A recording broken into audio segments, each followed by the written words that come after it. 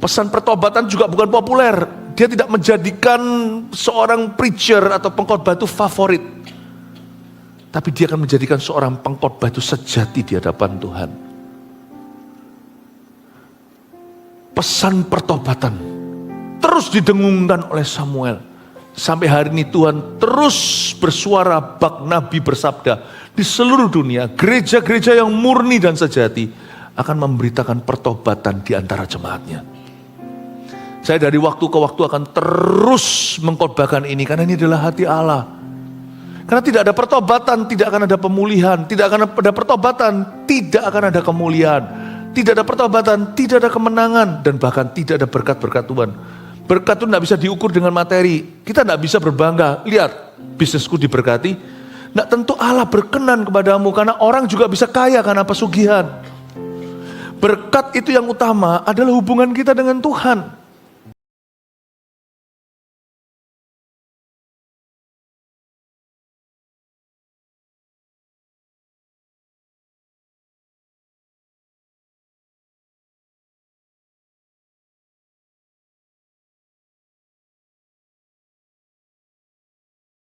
Sadarkah Anda bahwa ketika seorang itu bertobat dari sesuatu yang dia sadar salah, tapi habis itu dia sadar Tuhan. Tuhan itu nggak akan pulihkan orang itu sampai titik nol. Atau hanya sampai pulih. Tuhan kita kalau membalikkan telapak tangan, itu langsung kemenangan. Karena itu jangan keraskan hati, gara-gara Tuhan itu murah hati. Tuhan itu ingin tahun ini menjadi tahun kemenanganmu. Kalau ada kemenangan-kemenangan tahun lalu yang tertunda. Tapi mungkin ada sesuatu yang perlu kita balik arah. Kalau ada sesuatu yang Anda sadari mendukakan hati Allah, please do not continue. Jangan kau lanjutkan di tahun yang baru ini. Mumpung sekarang masih bulan Februari. Kita akan belajar dari satu perikop firman, yaitu di 1 Samuel pasal 7. Ayat 2 sampai 14, ada 12 ayat totalnya, 12. Nanti ngalir sama saya ayat per ayat saya jelaskan, saya nggak kasih poin-poin seperti biasanya, Anda yang harus tangkap sendiri rema-rema untuk Anda. Sebab setiap firman ini bermata dua, berarti bisa ke kiri, bisa ke kanan. Anda harus nangkep Roh Kudus sedang bicara apa dalam hidupmu hari ini. Pertobatan yang menuntun pada kemenangan, ini cerita tentang orang Filistin yang terpukul kalah di dekat Mispa. Ayat 2, sejak saat tabut itu tinggal di Kiryat Yearim, berlalulah waktu yang cukup lama, yakni 20 tahun, dan seluruh kaum Israel mengeluh kepada Tuhan. Berhenti di situ, saya jelaskan sedikit latar belakangnya. Tabut perjanjian adalah perabotan yang paling mulia dan paling sakral di bait suci, di kemah pertemuan Musa. Tabut perjanjian ini isinya, ingat ya, ada 2 loh batu yang diukir Tuhan sendiri di Gunung Sinai waktu Musa puasa 40 hari. Ada di dalamnya juga contoh mana. Itu adalah makanan ya seperti cracker tipis manis gitu. Itu disimpan dan diabadikan, mengingatkan mereka akan pemeliharaan Tuhan. Juga ada tongkat Harun, tongkat imamat yang bertunas ketika bangsa Israel sebagian memberontak, emangnya lu orang doang yang bisa sampaikan firman. Aku juga bisa jadi gembala, jadi pendeta. Kalau Tuhan tidak panggil, jangan. Yang satu bicara tentang otoritas, satu bicara tentang pemeliharaan, yang satu tentang bagaimana kita itu hidup kudus kalau mau jadi umat pilihan. Tabut perjanjian itu sangat dihargai oleh orang Israel, tapi tidak boleh diberhalakan. Tabut perjanjian itu cuma kursinya Tuhan. Tapi hadirat Tuhan itu selalu turun di atasnya kalau Tuhan mau berurusan dengan orang Israel. Nah, tabut perjanjian itu selalu sama orang Israel. Sampai suatu hari anak-anak Eli, imam besar saat itu, anak-anak pendeta yang ngawur, dibawa pergi perang, mentang-mentang tabut perjanjian sama mereka, pasti Tuhan sertai. Jangan sekali-kali culik Tuhan. Tuhan itu tidak pernah bisa kau taruh pisau di lehernya, ayo berkati aku. Nggak gitu caranya. Mendekati Tuhan itu harus dengan rendah hati, dengan penitence, artinya dengan pertobatan, dengan ketulusan. Tuhan tidak bisa dimanipulasi, dan Tuhan tidak bisa kau ancam-ancam dan iming-imingi. Bawalah pergi, dirampas sama orang Filistin, tabut perjanjian hilang. Wah, syok berat tuh orang Israel. Mereka seperti kehilangan Tuhan. Makanya ada kata-kata ikabot, artinya Tuhan sudah meninggalkan bangsa kita. Orang Israel tanpa pengharapan. Good news. Di negeri orang Filistin, sekalipun tabut itu dirampas, orang Filistin kena tulah. Tahu rasa tuh orang Filistin, mereka kira yang mereka kalahkan itu kan orang Israel, tapi mereka kira mereka mengalahkan Allahnya orang Israel. Mereka nggak tahu bahwa Allahnya orang Israel itu tidak pandang bulu. Bahkan umatnya sendiri kalau berdosa, penghakiman dimulai dari rumah Allah. Orang Filistin sudah beria-ria, kira mereka udah menang, udah bisa taklukkan Allah Israel. Masukkan dalam koleksi dewa mereka. Kena tulah itu orang Filistin dalam satu hari. Dan 7 bulan itu kayak neraka. Tiap rumah, bukan ada satu, setiap anggota keluarganya kena tumor semua. Tumornya kelihatan. Bukan di organ dalam, bukan di jeroan. Tumornya itu kelihatan. Cepat-cepatlah diusir ini barang yang mendatangkan kutuk atas seluruh negeri kami. Akhirnya singkat cerita, tabut perjanjian itu balik ke Israel, pakai lembu.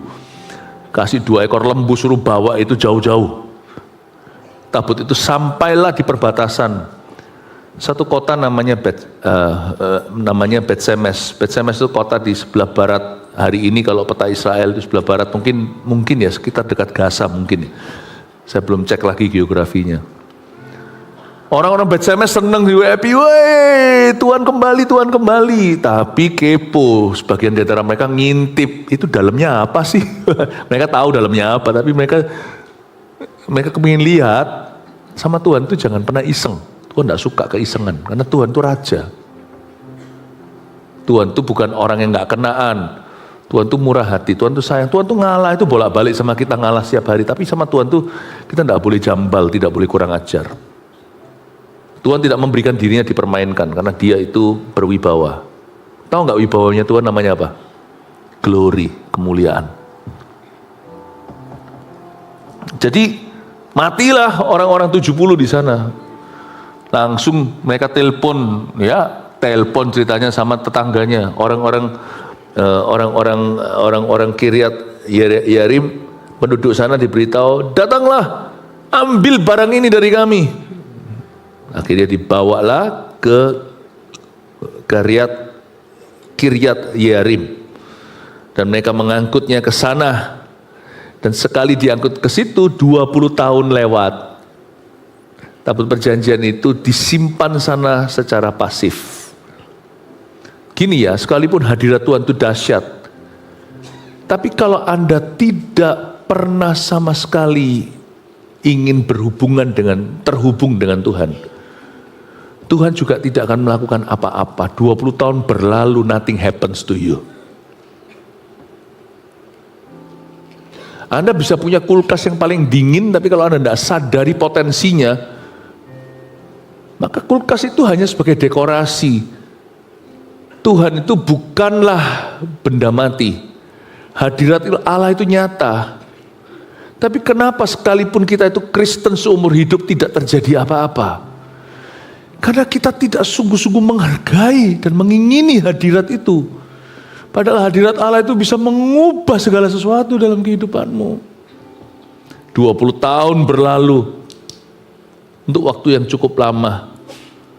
Tidak terjadi apa-apa. Padahal nantinya di rumah seorang yang bernama Obed-Edom, sekali lagi tabut itu nyasar. Daud mau bawa ke Yerusalem, terjadi insiden. Salah satu orang pegang tanpa sengaja, mati dia disambar sama Allah. Dan akhirnya nyasar atau terdampar 3 bulan di sana. Itu ya, pegawai-pegawainya yang mandul, siapa tahu istrinya sendiri. Ternak-ternak yang gak bisa punya anak, satu-satu berbuah-buah, beranak cucu. 3 bulan tok. Ladangnya yang selama ini susah ditamani, terlalu banyak akar duri, itu beres sendiri karena hadirat Allah. Subur semuanya, semangka gede-gede segini, mungkin gitulah ya bahasa saya. Dan apapun yang mereka rencanakan itu seperti ada penyertaan, ada favor dari Tuhan. Kenapa 3 bulan di Obed-Edom? Hadirat Allah itu jadi berkat paling dahsyat dalam hidup mereka. Itu waktu tabut itu akhirnya diambil kembali sama Daud. Ketika Daud dengar Obed-Edom diberkati, dia bawa ke Yerusalem. Itu Obed-Edom pasti nangis pisah sama tabut Allah. Tapi kenapa di Kiryat Yearim 20 tahun tidak terjadi apa-apa? Karena mereka tidak punya ekspektasi apa-apa. Dan mereka menganggap Tuhan itu biasa. Hati-hati orang Kristen yang sudah menganggap ibadah itu biasa, Alkitab itu biasa. Padahal Alkitab sama di tangan kita. Di tangan orang tertentu dia pedang bermata dua. Dia pedang roh. Di tangan orang lain itu hanyalah sebuah buku saja yang berdebu. Bagi sebagian orang ke gereja itu biasa, sudah begini, udah. Cepat-cepat pergi nanti nih, parkirannya nanti penuh, gimana keluarnya nih. Tapi bagi beberapa orang ibadah itu mengandung kuasa. I know here di sini aku akan berjumpa dengan yang maha kuasa. Sesuatu akan terjadi di hidupmu, akan ada arahan dari dia. Tuhan akan beritahu sesuatu sepenggal tentang masa depanku. Dan itu akan menyelamatkan aku dari kesalahan besar nanti. Ibadah itu seperti investasi ilahi. Apa yang Tuhan tanam di sini nanti itu akan membuatku bisa berjalan 40 hari. Tanpa minum, tanpa makan ceritanya seperti Elia. Dia makan secuil roti yang dibawa oleh malaikat. Dia berjalan makin lama makin kuat. Pasti ada power in what I do after this. Heran ya, sama-sama duduk di gereja. Yang satu gak dapat apa-apa. Yang satu pulang mendapatkan kuasa Allah dalam kehidupannya. Kiryat Yearim, tak bandingkan sama Obed-Edom 20 tahun versus 3 bulan. Itulah perbedaan orang yang hatinya haus dan lapar dan orang yang tidak bertobat dari kedagingan. Saya ingin Anda untuk menjadi orang Kristen yang seperti Obed-Edom. 3 bulan pun kenyang. Ini 20 tahun tidak berubah. Jangan jadi orang Kristen yang suam-suam kuku. Hari ini saya mau bicara tentang pertobatan. Bahwa ternyata yang namanya tabut perjanjian itu kembali ke Israel tidak otomatis akan mendatangkan positive change atau perubahan yang positif. Kalau hati mereka masih ada selaputnya, hati mereka tidak bertobat dan berbalik pada Tuhan, kalau mereka tidak mencari wajah Allah, sekalipun didoakan berkali-kali oleh pendeta-pendeta yang paling sakti juga percuma, tidak akan ada perubahan positif dalam hidupnya. Ini tabut perjanjian itu kembali. Ini tabut yang sama by the way, yang diangkat sama Yosua, sama imam-imam. Dan ketika tabut itu yang diangkat oleh orang-orang Lewi itu, ketika kaki mereka menginjak ke sungai Yordan, itu sungai Yordan membelah sampai berapa kilometer ke kiri dan ke kanan, hulu ke hilir. Padahal itu lagi pasang sungai Yordan, itu membelah wush. Ini tabut yang sama, yang ketika diangkut oleh para imam, kaki mereka itu masuk air, itu airnya langsung gak berani membelah menjadi akuarium raksasa di kiri kanan. Untuk pertama kali, untuk kedua kali bangsa Israel lihat Sea World. Tabut yang sama. Di Kiryat Yearim tidak ada efeknya. Bukan karena Tuhan sudah tidak berkuasa, tapi Tuhan tidak akan curahkan kuasanya. Just because Anda didoakan, just because Anda ada Alkitab di tangan, just because Anda ke gereja, tidak otomatis Tuhan akan mencurahkan kuasanya.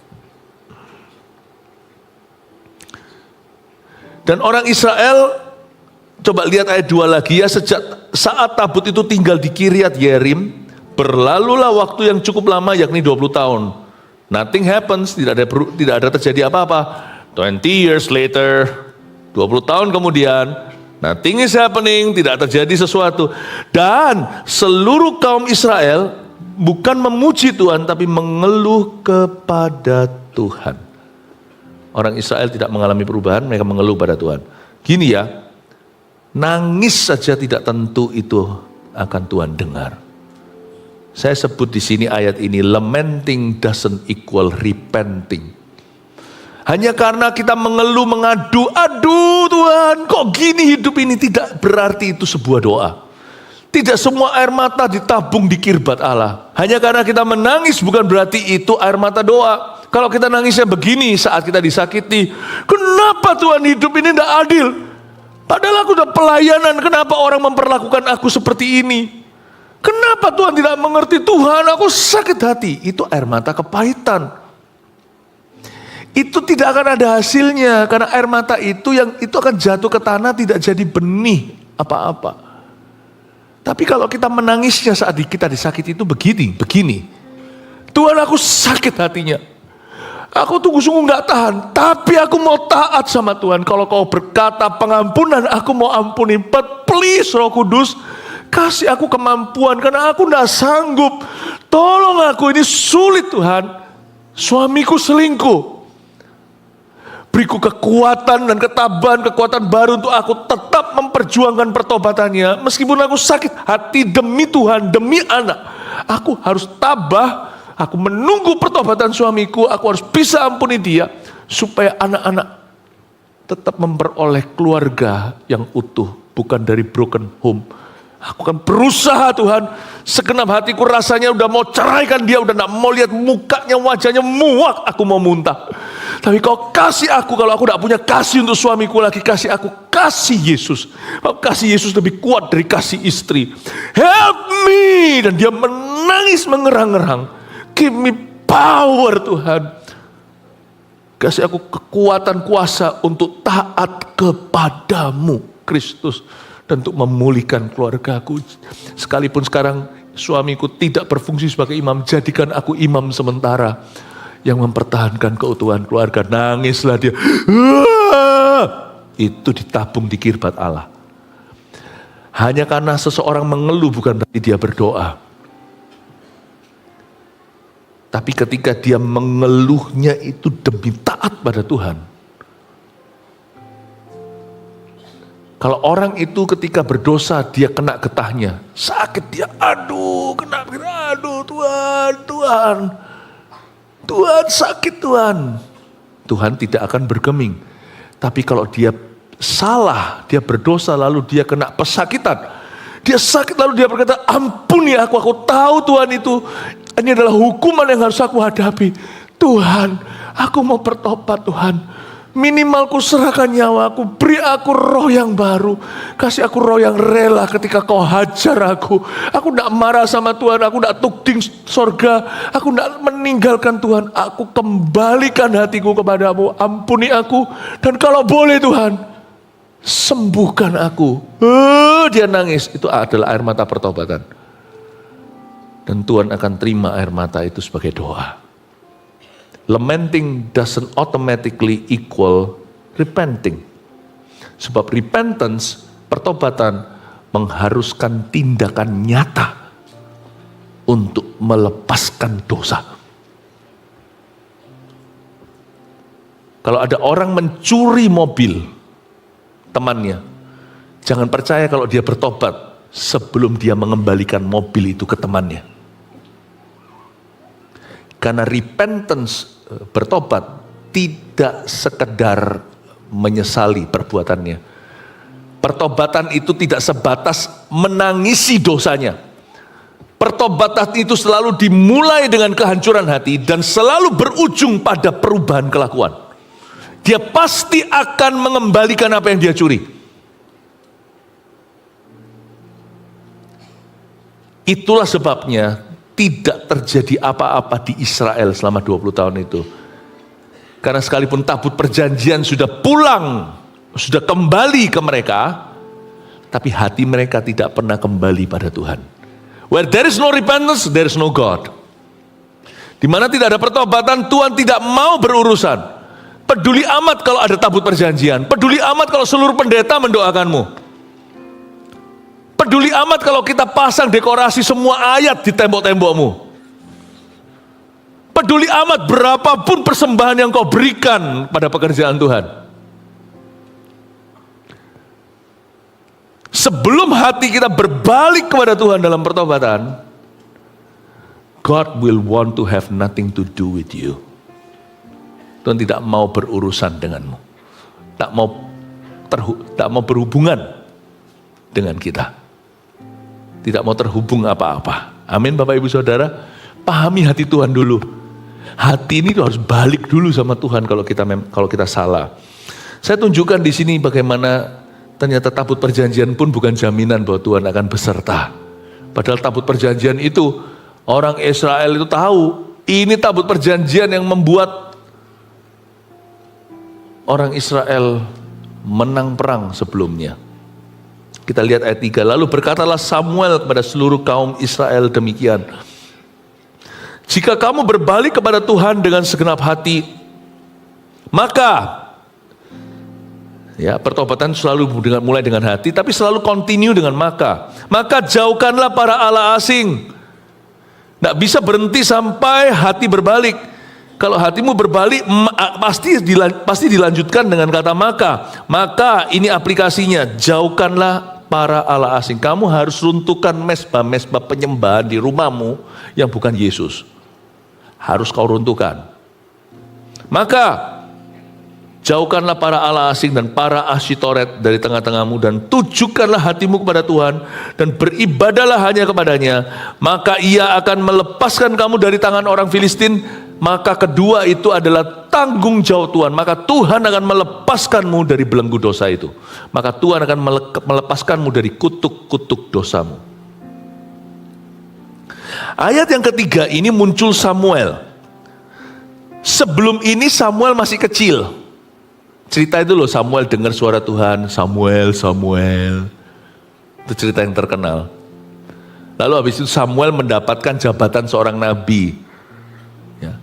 Nah, saya rasa waktu dari ayat 2 sampai ayat 3 ini, Samuel mulai dewasa dari anak umur 6 tahun masih bocil atau bocah kecil. Dan Samuel mulai membangun reputasi pelayanannya. Di ayat 3 itu, lalu berkatalah Samuel kepada seluruh kaum Israel, ini adalah rangkumannya. Selama 20 tahun itu, saya yakin si bocah kecil Samuel itu mulai jadi remaja, mulai jadi orang dewasa. Kalau ini umur 6, sekarang 20 tahun kemudian, dia mungkin sekarang sudah di usia 26, 30-an. Samuel itu keliling Israel. Yang dia beritakan tahu nggak apa? Sebelum kita tahu Samuel sebagai seorang prophet atau nabi kuasa. Samuel ini sangat berkuasa seperti Elia meskipun dia tidak pernah turunkan api. Samuel berdoa itu Guntur Halilintar itu menjawab doanya. Dia sementara doa Tuhan jegler. Ini Samuel. Ini Samuel itu luar biasa. 20 tahun pertama pelayanannya, waktu dia mulai membangun reputasinya sebagai seorang nabi, inilah rangkuman ministrinya. Dia kemana-mana hanya beritahu pada orang Israel, kalian harus berbalik kepada Tuhan dengan segenap hati. Jauhkan para allah asing, jauhkan Asytoret dari tengah-tengahmu.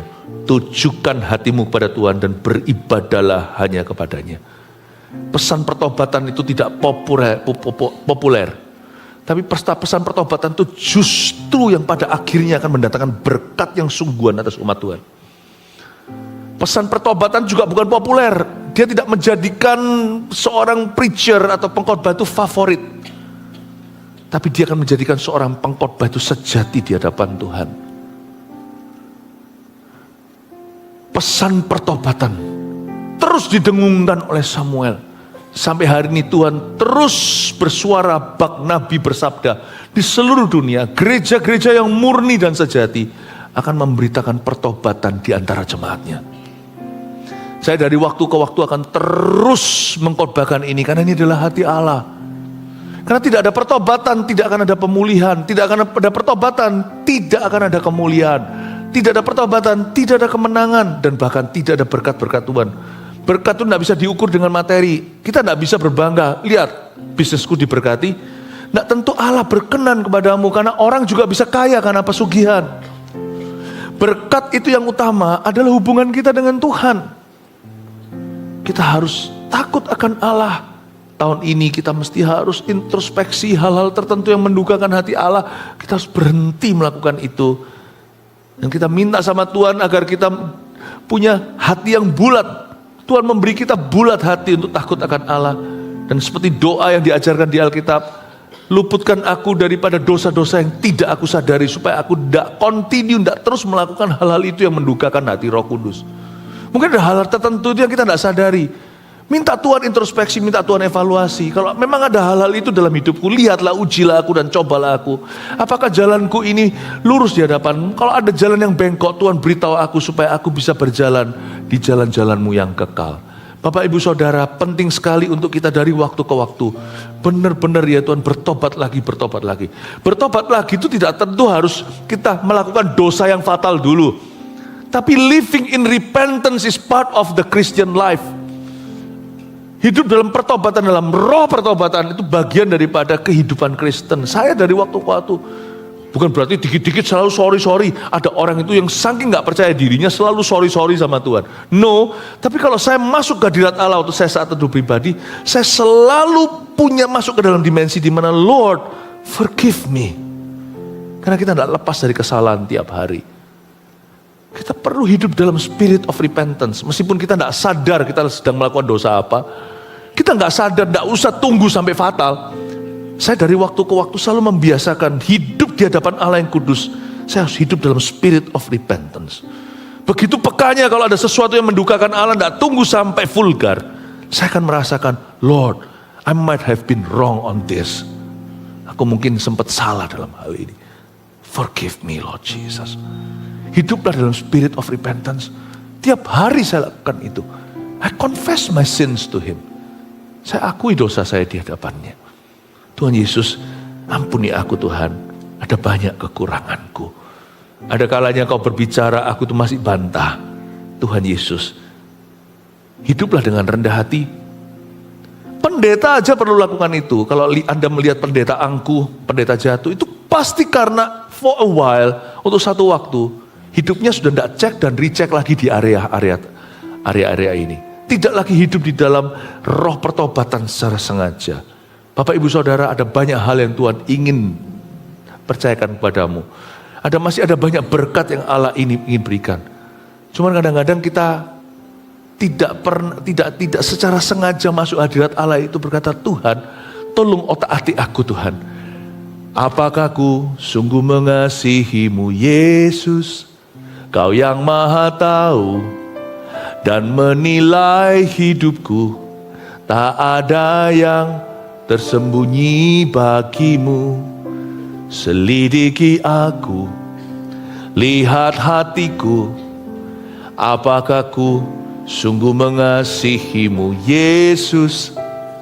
Kau yang maha tahu dan menilai hidupku. Tak ada yang tersembunyi bagimu. Telah kulihat kebaikan-Mu yang tak pernah habis di hidupku. Ku berjuang sampai akhirnya Kau dapati aku tetap setia. Kesalahan banyak orang Kristen adalah dia tunggu fatal dulu. Biasanya orang itu baru sadar dia dosa ketika dia sudah hadapi konsekuensinya. Sama Tuhan tidak bisa gitu karena Tuhan itu suci dan kudus dan maha kudus. Satu noda sedikit pun kau akan kerasa. Bukan berarti kita selalu was-was, kita harus waspada. Was-was terus itu namanya paranoid. Ada orang itu saking gak percaya dirinya, dia selalu rasa salah, rasa tertuduh. Saya tidak hidup dalam tuduhan. Tiap hari saya hidup tidak dalam dakwaan. Saya hidup dalam Roma 8 ayat 1 yang berkata, tidak ada lagi tuduhan bagi orang dalam Kristus. There is therefore now no condemnation for those who are in Christ Jesus. Tapi saya hidup di dalam spirit of repentance every single day. Saya takut melukai hati Tuhan. Itu spirit itu. Saya dorong Anda selalu hidup seperti ini. Saya ajarkan hari ini Christian living. Supaya jemaat hari ini diperlengkapi dengan gaya hidup yang benar. Kita lanjutkan ya. Ayat yang berikutnya ayat 4. Saya kagum sama Samuel. Orang ini seorang holiness preacher. Oh sebentar saya sebelum ke ayat 4. Penting sekali. Pengkhotbah hari ini yang dibangkitkan dari GMS in-house. Harus juga menjadi seorang holiness preacher. Gak semua orang suka itu. Kemarin saya dari Brasil, I preach holiness. Karena kita bisa berapi-api itu luar biasa, harus roh yang haus dan lapar, itu harus ada. Tapi kalau gak ada substance atau wujud yang jelas, perubahan hidup dan keputusan-keputusan tegas untuk mengutamakan Kristus dan hidup oleh roh bukan kedagingan, maka itu akan menjadi euforia. Itu menjadi seperti hanya suatu yang sifatnya sementara. Saya beritahu sama mereka, kita harus punya satu discipline of mind. Semua orang inginnya cepat ngeflow dengan Roh Kudus. Kalau bisa flowing gitu, wah profetik luar biasa, karunia-karunia, siapa gak mau? Saya juga mau. Tapi kita harus belajar untuk bisa jalan dengan Roh Kudus, walking with the Holy Spirit before you are flowing in the Holy Spirit. Can you walk with the Holy Spirit? The Holy Spirit, the Spirit of repentance. Roh Kudus dikatakan kalau dia datang, Yesus yang ngomong gini, dia akan menginsafkan dunia kan dosa. Hal pertama yang dia lakukan adalah otak-atik areal dosa hidup kita. Makanya itu, tidak semua orang itu tahan di gereja yang benar dan sejati. Karena di otak-atik rasa nyamannya. Lalu setelah itu di otak-atik rasa amannya, aman pada diri sendirinya. Di gereja kita kan disuruh CG, contohnya itu bahasa kita. Nah kita maunya begini, kita maunya hidup cuma dengan aku dan keluarga aku. Wah kita di otak-atik di situ. Tapi mesti mau kalau kita mau bertumbuh. Kita lanjut ya ayat yang keempat. Kemudian orang-orang Israel menjauhkan para Baal dan para Asitoret dan beribadah hanya kepada Tuhan. Tak kasih sedikit konteks histori. Baal dan Asitoret ini siapa? Baal ini kan selalu jadi masalah. Kalau Anda baca di Perjanjian Lama, apa sih Baal? Baal itu ada klubnya. Kelihatannya itu apa sih? Kok selalu bangsa Israel terjerat di situ? Ngapain sih sampai dihukum Tuhan berkali-kali? Kok mereka selalu jatuh di area yang sama? Karena bagi kita Baal itu tidak relevan. Tapi di zaman itu Baal itu relevan. Baal itu bukan hanya kalau cuman hanya sekedar penyembahan patungnya gitu aja, itu sih nggak terlalu menarik ya. Nggak terlalu menarik. Tapi Baal itu, orang yang menyembah Baal itu dulu punya benefitnya. Karena Baal itu adalah dewa yang diasosiasikan dengan weather atau dengan cuaca. Zaman dulu itu kerjaan tidak seperti hari ini, ada AI semuanya digital. Zaman dulu itu agriculture, pertanian. Jadi mereka semuanya itu, semua petani-petani itu ngumpul, mereka itu seperti selamatan. Kalau nggak selamatan, petani itu nggak mau jalan. Jadi semua bos-bos yang takut akan Tuhan, itu kalau nggak pakai selamatannya Baal gitu, itu semuanya buru-buru, semuanya itu nggak mau jalan. Jadi mereka itu ada social pressure atau tekanan sosial. Jadi terpaksa mereka kompromi. Bukannya mereka itu harusnya, tapi mereka sendiri jadi ikut-ikut menyembah Baal. Dan Baal ini bukan hanya diasosiasikan karena itu satu sistem network berhala-berhala. Jadi berhala-berhala itu juga punya sesama dewa-dewa berhala networking gitu, luar biasa. Satu-satunya yang tiada duanya, there is none like him, tidak ada satupun di samping aku, itu hanyalah I am who I am, aku adalah aku, hanyalah Allah yang hidup. Ya, hanya satu Tuhan yang tidak punya equal, tidak punya persamaan, yaitu Tuhan Yesus. Amin.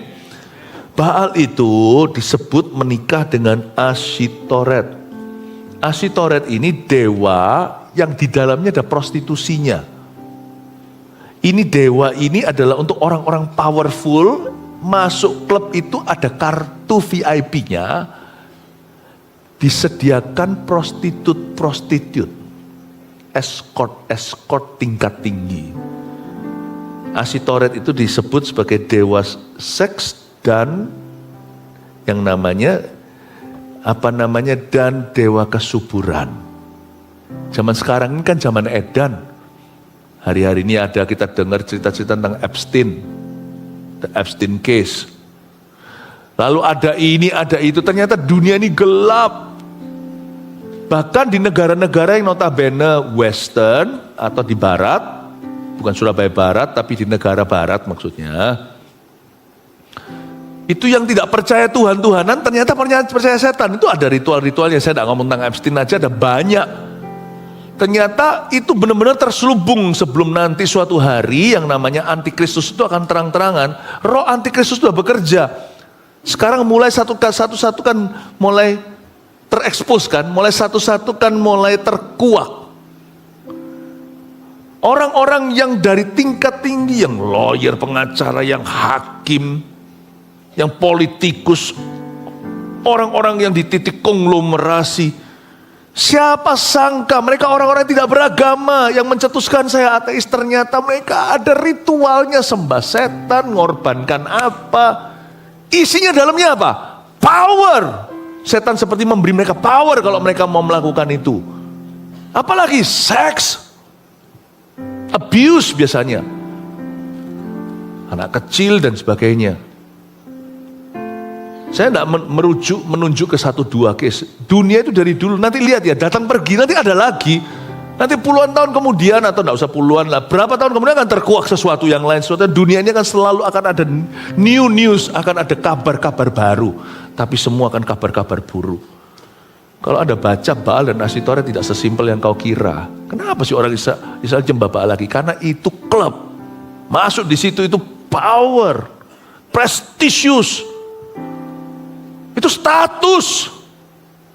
Dan di dalamnya ada banyak sekali seksualitas dan sebagainya. Sekarang Anda mengerti kenapa bangsa Israel selalu jatuh bangun di situ. Karena itu suatu sistem duniawi yang benar-benar mengikat. Ini bukan lagi menghadapi roh jahat. Kalau Anda baca Efesus, itu kan ada sebab peperangan kita bukan melawan darah dan daging, tapi melawan roh jahat di udara, penghulu-penghulu, pemerintah-pemerintah. Paham ya? Yang ini dalam bahasa Inggrisnya bukan roh jahat di udara, itu adalah the spiritual darkness in the air. Ini lebih ke principalities. Ini bukan roh jahat di udara, ucul-uculan itu. Ini principalities, penghulu-penghulu dan pemerintah-pemerintah. Ini bukan pemerintah-pemerintah di dunia.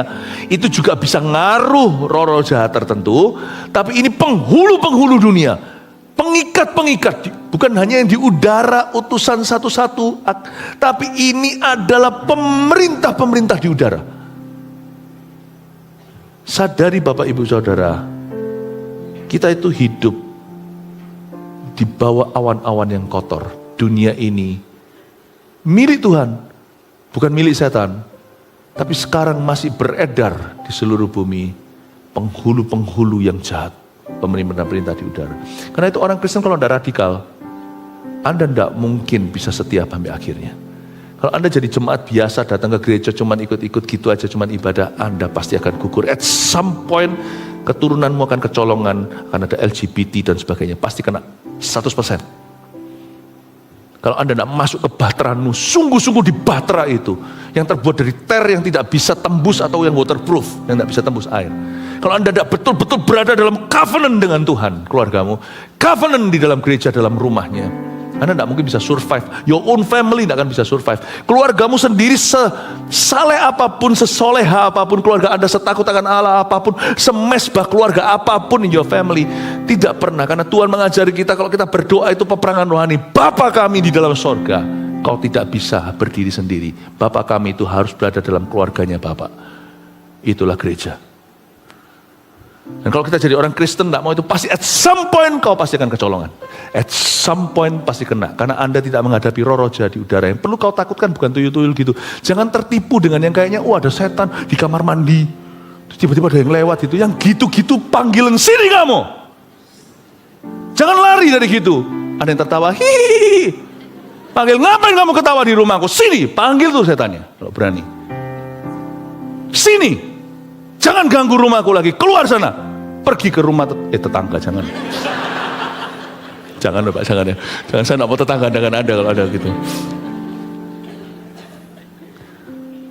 Yang kayak gitu tuh roh jahat di udara. Yang kayak gitu tuh ada. Roh jahat yang sifatnya itu satuan, tek gitu, ada. Itu jangan kau takutkan, jangan kau takuti. Yang itu tetap jangan main-main. Saya selalu ajari dalam peperangan rohani, Anda masuk ke satu tempat yang asing, rumah baru, Karena roh jahat kan banyak, kita tidak tahu jumlahnya berapa. Mereka kan berkeliaran di tempat-tempat gersang, apalagi yang terusir keluar. Karena ada orang Kristen yang menengking setan dalam diri seseorang, melepaskan tawanan, usir setan itu pergi. Kan mereka perlu tempat. Tempat yang mereka paling suka itu tentunya adalah manusia, karena manusia adalah ciptaan dalam gambaran rupa Allah. Kalau mereka tidak ketemu, maka roh jahat itu ada di hutan-hutan, di mana? Jadi kalau di hutan orang apa. Tidak heran saya banyak itu kalau di Western, di luar negeri, yang setan yang lompat-lompat gitu tidak dianggap. Tapi yang seperti piring terbang gitu itu, nah itu yang akan menjadi beban pikiran mereka. Siapa bilang setan itu semua jadul, jalan pun harus lompat?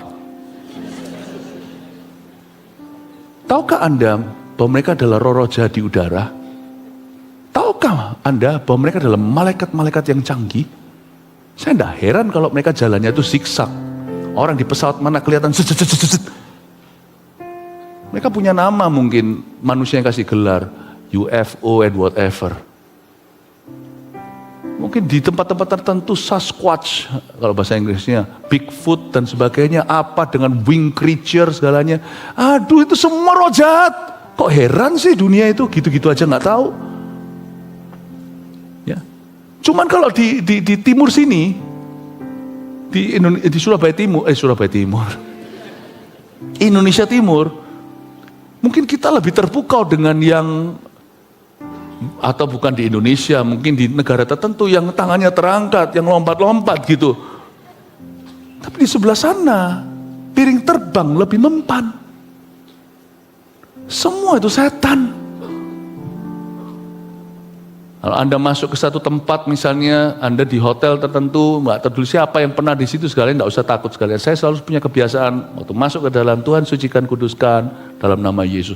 Nggak usah Anda kasih odol di mana-mana. Nggak perlu, cukup aja doa segala. Karena ada ayatnya, segala sesuatu disucikan dan kuduskan oleh doa. Tapi yang gitu-gituan itu kita tetap waspada. Kalau nggak enak loh. Kalau kita nggak pernah doakan sungguh-sungguh, nanti bisa nightmare, ditindih, ya itu bukan sleep paralysis, itu bukan, itu ada bahasanya orang-orang yang itu sebenarnya itu adalah ditindih oleh kuasa gelap, atau bisa nanti berantem suami istri tanpa ada suatu alasan yang jelas apa, wah bisa perang dunia, bisa kecelakaan, tiba-tiba kejeduk, tiba-tiba apa, aduh roh jahat itu tidak ada bagusnya lah, tinggal sekamar dengan setan itu tidak ada baiknya. Usir aja dalam nama Yesus, usir sampai Anda sudah keluar dari tempat itu, ya. Lalu habis, tapi itu semuanya itu perlu kita waspada, tapi itu bukan yang utama. Anda tahu nggak bahwa yang lebih powerful dari roh jahat di udara adalah the principalities in the air, penghulu itu. Itu tidak bisa dikalahkan dengan perorangan tengging setan. Itu the clash of two kingdoms. Itu the local church yang akan protect you. Makanya itu sekarang kalau setan mau hancurkan tudung di atas Anda gampang. Dia tinggal aduk-aduk skandal di dalam gereja lokal. Dan dia aduk-aduk kepahitan dan kekecewaan terhadap gereja di hati jemaat. Udah buyar. Maka principalities itu tidak ada tandingan. Anda harus nangkep fungsi gereja itu apa. Anda harus nangkep itu, ya, bedain. Nah, mungkin hal-hal begini belum Anda dengar. Saya sih iya ndak ajarkan gini. I think it's time lah ya. Anda jadi orang Kristen berapa tahun, paling tidak harus tahu sedikit realita tentang peperangan rohani yang diajarkan oleh Paulus di Efesus. Tapi sekarang kita kembali ke sini ya. Saya jelaskan lagi Baal dan Asitoret. Sekarang saya sudah mengajarkan kepada Anda kenapa hal itu sangat appealing di dunia ini. Penuh dengan penghulu dan penuh dengan pemerintah-pemerintah di udara. Anda harus mengerti apa yang sedang hadapi. Karena itu dosa jangan pernah main-main. Kalau seseorang berdosa, dia tidak berhenti di sana. Dosa yang tidak kau tobati di zamanmu akan kau wariskan ke anak cucumu. Minimal kalau mereka tidak mau mewarisi dosamu karena mereka tidak mau hidup sama dengan papa mamanya, minimal mereka, Anda akan mewariskan peperangan rohani pada mereka. Dengar-dengar hutang bisa diwariskan kan? Papa mama yang hidup sengaja di dalam dosanya, kalau tidak mewariskan dosanya karena anaknya hidup beda, akan mewariskan familiar spirit dalam diri orang tuanya yang nggak pernah ditaklukkan itu, akan diwariskan peperangan rohani ke anak cucunya. Karena itu jangan sampai dosa itu kau lewatkan setelah zamanmu. Habisi di zaman Anda. Supaya nanti peperangan rohani anak Anda adalah peperangan rohani mereka. Bukan peperangan rohani Anda yang tidak kau selesaikan, kau wariskan. Sebab kalau penagih hutang di dalam dunia ini bisa mencari anak Anda, papa mamamu hutang sama kami, apalagi setan. Itulah sebabnya pertobatan itu penting sekali dalam diri kita, supaya tidak ada yang kita sisakan kepada anak cucu kita. Percuma kita bisa memberi mereka uang dan tabungan kita, kalau hari ini kita juga wariskan dosa yang kita tidak selesaikan. Ayat 5. Lalu berkatalah Samuel, kumpulkanlah segenap orang Israel ke Mizpah, maka aku akan berdoa untuk kamu kepada Tuhan. Samuel tahu bahwa Samuel bisa mematahkan kutuk orang Israel, dan bahwa doa itu mengaktifasi kuasa Allah. Dia berkata, kumpulkan ke Mizpah. Coba katakan Mizpah. Mizpah adalah sebuah kota, saya kasih konteks histori atau sejarah. Mizpah adalah kota tempat Yakub pisah sama Laban. Yakub benar-benar tidak mau berurusan dengan Laban lagi. Di situ dia selesai di Mizpah. Dia berbuat perjanjian, kamu tidak ketemu aku tidak ketemu kamu. Bapak ibu saudara, saya mau beritahu pertobatan ini. Pertobatan tidak boleh setengah. Pertobatan itu berarti mulai hari ini, I will not see you, you will not see me. Ada hubungan toksik tertentu dalam kehidupan kita yang tidak bisa lagi setelah itu continue as friends. Ya, continue as friends. Tetap ada hal-hal yang hangus sekalipun sudah dalam Tuhan. Saya dengar cerita-cerita yang benar-benar di zaman ini adalah zaman yang sangat-sangat istimewa. Apapun yang tidak pernah terdengar di zaman papa mama kita terdengar hari ini. Ada dua pasang, ada orang ya selingkuh sama orang, udah selingkuh, sekarang sudah selesai, udah pulih. Sekarang yang selingkuh dengan pasangannya yang selingkuh itu berteman baik. Gimana? Saya rasa lebih baik, kalau saya tanya gitu, saya lebih baik jangan berteman deh. Ya, Anda mungkin bisa punya opini, mungkin Anda bisa membantah saya, tapi saya rasa lebih baik begitu sih. Sudah tidak lucu gitu loh. Ada hal tertentu yang sudah bisa. Mizpah itu tempat di mana Yakub dan Laban bukan berjabat tangan. Bye. Ada hal tertentu tidak bisa. Tidak boleh lagi. Sudah selesai. Never again. Titik bukan koma. Bahkan kalau bahasa Indonesia ada titik koma kan. Itu suatu kalimat yang belum selesai tenan dilanjutkan.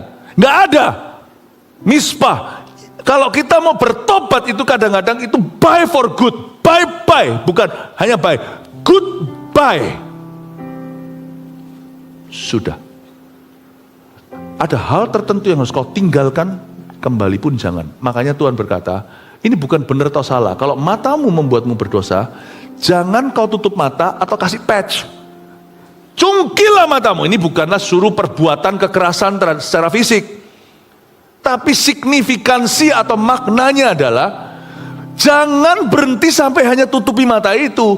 Cungkilah, itu berarti no turning back, gak bisa balik lagi. Tanganmu yang membuatmu dosa, penggallah. Bukan tangannya digips atau tangannya hanyalah diborgol. Penggal itu krek, putus, buang, busuk, basi. Tangan itu tidak ada lagi. Mizpah adalah tempat goodbye dengan dosa tertentu. Kalau Anda tidak bisa begitu, tidak bisa menang terhadap roh jahat yang membelenggu. Pertobatan mesti radikal, bahkan ekstrim. Tidak bisa kita tetap tidak semua, ada hal tertentu itu yang netral, tetapi karena asosiasi dosa dalam kehidupan seseorang, bahkan hal-hal yang menyarankan dosa itu, padahal hal itu sendiri nggak salah, tapi kalau itu menyarankanmu, mengingatkanmu, bahkan putuskan. Kalau perlu kau buang hobi itu forever, ganti hobi lain. Karena hobi itu, padahal nggak salah loh hobi itu. Tapi disitulah kubang dosamu. Leave. Itu mispamu. Go. Ya. Misalnya itu bidang olahraga. Tapi di sana itulah segala sesuatu terjadi kubang dosamu.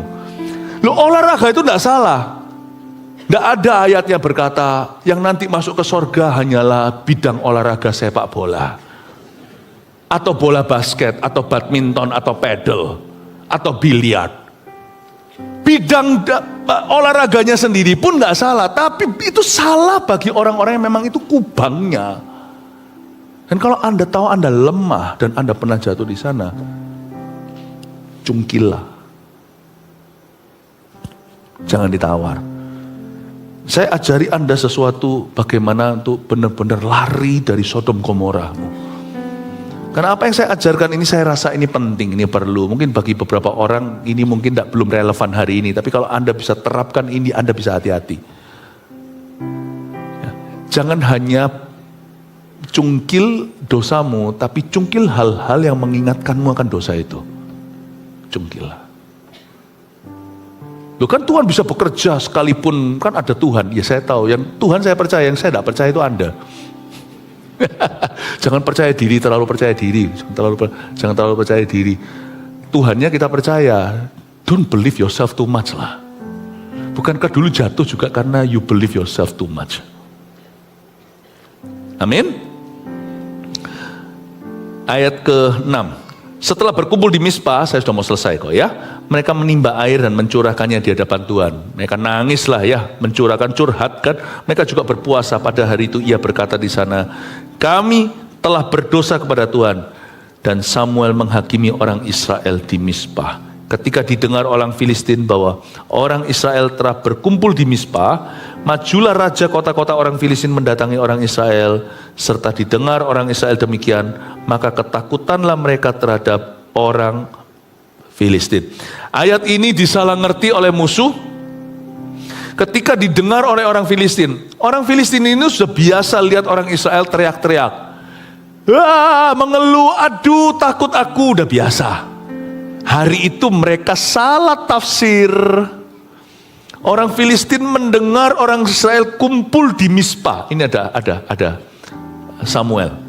Dan mereka jadi over percaya diri. Majulah raja kota-kota orang Filistin mendatangi orang Israel. Kenapa?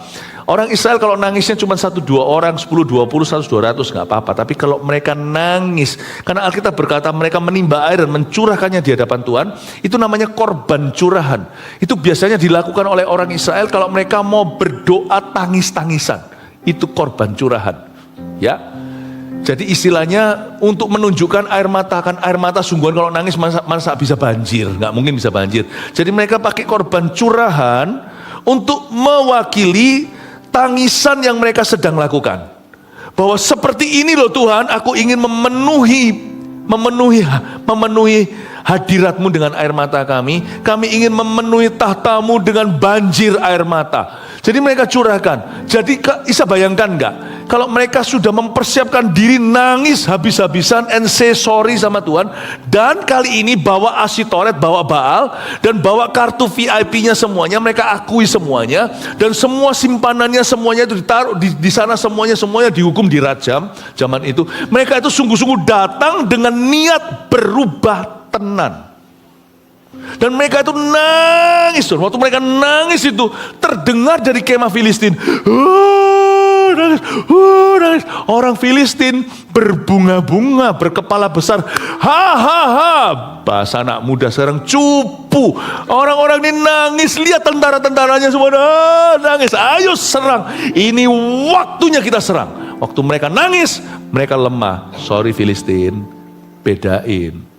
Kalau mereka nangisnya aduh karena sakit hati, seranglah. Tapi kalau mereka nangisnya ke Tuhan dan mereka bertobat, berniat untuk bertobat, you be careful ya. Those are not tears of weakness ya. Those are the tears of power, the beginning of victory. Mereka gak ngerti kalau nangisnya begini, ini masuk kirbat Allah. sebentar lagi siap-siap kalian hai Filistin diporak-porandakan. Bukan oleh tangisan mereka, tapi oleh tangan Allah yang menerima air mata mereka. Mereka lupa kalau tangisan itu hanya mengadu mengeluh seperti tadi ayat yang kita baca. Tangisan itu sia-sia, tapi kalau mereka menangisnya itu dengan membawa dosa mereka sungguh-sungguh serahkan ke Tuhan. Dan mereka minta maaf sama Roh Kudus. Siap-siap, sebentar lagi terjadi lawatan Allah. Sebentar lagi akan terjadi kemenangan. Saya akan berhenti di sini. Nanti yang nggak selesai saya selesaikan di ayat-ayat yang pewahyuan tambahan. Saya kasih bocoran ya. Orang Filistin waktu maju serang mereka hancur habis-habisan di hadapan orang Israel. Dan sejak hari itu ayat 14 saya lompat, dan kota-kota yang diambil orang Filistin pada orang Israel kembali semua ke Israel. Bukan cuma kalah, semua kerugian belakang-belakang semua dikembalikan sama Tuhan. Mulai dari Ekron sampai Gad, itu gak ada yang sisa, itu ujung ke ujung, semua yang pernah diambil mereka itu balik kabeh semua. Mulai dari Ekron sampai Gad, dan orang Israel merebut daerah sekitarnya dari tangan orang Filistin. Gak hanya berhenti sampai pemulihan sampai titik nol. Semua yang merugi minus dulu semuanya kembali. Tetapi mereka merebut daerah sekitarnya plus. Tuhan gak pernah kalau bawa kita itu pulih sampai ke break even point itu. BEP, gak pernah. Tuhan tuh selalu bawa kita tuh sampai rebut daerah-daerah yang bukan milik kita. Dan Alkitab berkata, antara orang Israel dan orang Amori ada damai, dan tangan Tuhan melawan orang Filistin, ayat 13. Tangan Tuhan, demikianlah orang Filistin itu ditundukkan dan tidak lagi memasuki daerah Israel. Tangan Tuhan melawan orang Filistin seumur hidup Samuel. Hari di mana mereka nangis, disalah ngerti orang Filistin, ini opportunity. Hari itu Filistin sejarahnya berubah total. Mulai sejak saat itu Filistin budaknya Israel selama Samuel hidup. Let me tell you something. Detik di mana kita niat tobat dari dosa yang kita sengaja, detik di mana kita menangis di hadirat Allah, consider yourself. Anggaplah hari itu adalah hari kemenanganmu. Sekalipun dalam realita Anda belum melihat semua kembali, apa yang setan curi, hari ketika Tuhan menerima air matamu di kirbatnya, siap-siap dengar gemuruh.